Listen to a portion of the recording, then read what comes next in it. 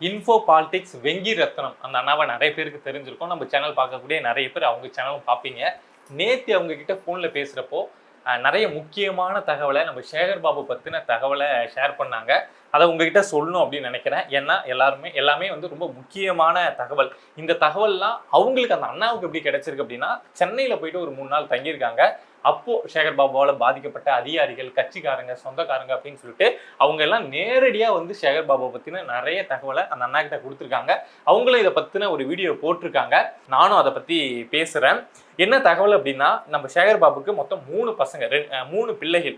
ஒன்று வந்து விக்னேஷ், இன்னொன்று ஜெயசிம்மன், இன்னொன்று வந்து ஒரு பெண். அதாவது சேகர் பாபுவை மீறி திருமணம் பண்ணிக்கிட்டாங்கல்ல, ஒரு பெரிய பிரச்சனையா போச்சு இல்லை. ஸோ அவங்க மொத்தம் 3 பிள்ளைகள்.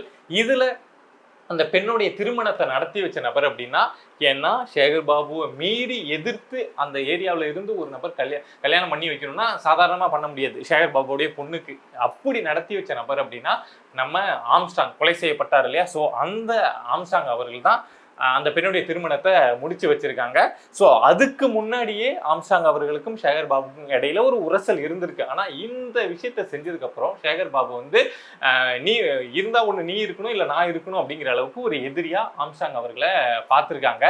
இதை ஏன் சொல்லிட்டு இருக்கேன் அப்படின்னா, இந்த ஆம்ஸ்டாங் கொலை செய்யப்படுற வரைக்கும் நம்ம சேகர் பாபுடைய மகள் வந்து நிறைய இன்டர்வியூலலாம் பேசுகிறப்போ எங்களை வாழவே விட மாட்டேங்கிறாரு, என்னுடைய கணவர் மேலே தேவையில்லாமல் வழக்கு போடுறது, என்னுடைய கணவர் வீட்டார் மேலே தேவையில்லாமல் நிறைய வழக்கு போடுறது அப்படின்னு சொல்லிட்டு எங்களை இருக்கவே விட மாட்டேங்கிறாங்க அப்படின்னு சொல்லிட்டு யூடியூப் சேனல்லே வந்து அந்த பெண் வந்து நிறைய இன்டர்வியூலாம் கொடுத்துருந்தாங்க.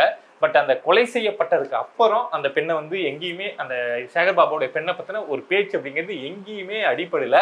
இதுக்கு என்ன காரணம் சொல்கிறாங்க அப்படின்னா, ஆல்ரெடி சேகர் பாபு வந்து இந்த ஆம்ஸ்டாங் கொலை வழக்கில் தொடர்பு உண்டு அப்படின்னு ஒரு செய்தி போயிட்டு இருக்கு.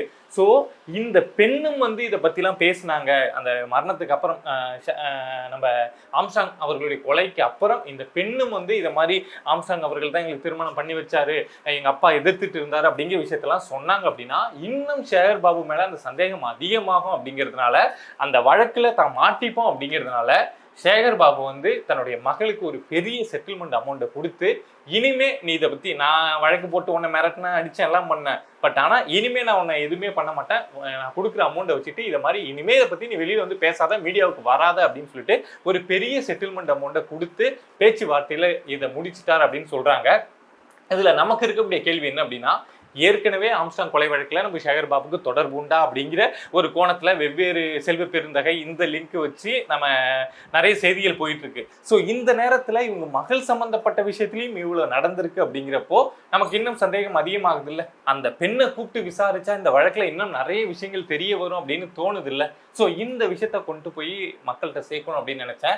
ஏன்னா இந்த வழக்கு விசாரணை சிபிஐ கிட்ட போயிட்டு இருக்கு. ஸோ சிபிஐக்கு இந்த தகவல்லாம் கிடைச்சிது, அவங்க டீமுக்கு இதெல்லாம் போச்சு அப்படின்னா, ஸோ இந்த ஆங்கிள்லயும் ஒரு விசாரணை நடத்துறாங்க அப்படின்னா இந்த ஆம்ஸ்டாங் கொலை வழக்குல இன்னும் பல உண்மைகள் வெளியில வருவதற்கான வாய்ப்பு அப்படிங்கிறது உண்டு.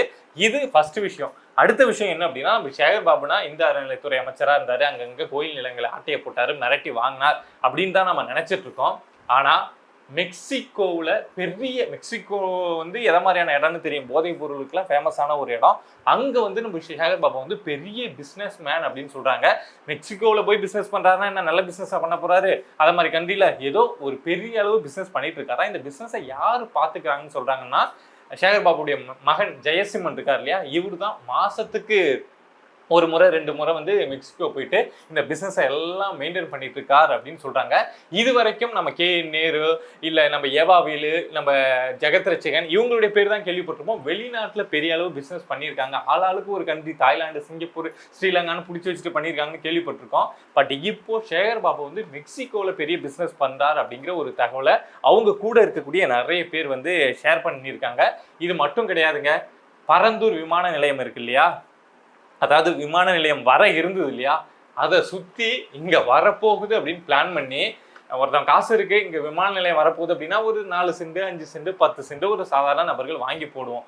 ஆனால் நம்ம சேகர் பாபு 250 ஏக்கர் வந்து அங்க விமான நிலையம் வரப்போகுது அப்படின்னு சொல்லி நம்பி வாங்கி போட்டிருக்காராம். ஸோ அதனாலேயே மனுஷன் வந்து இப்ப செம்ம கடுப்புல சுத்திட்டு இருக்காரு.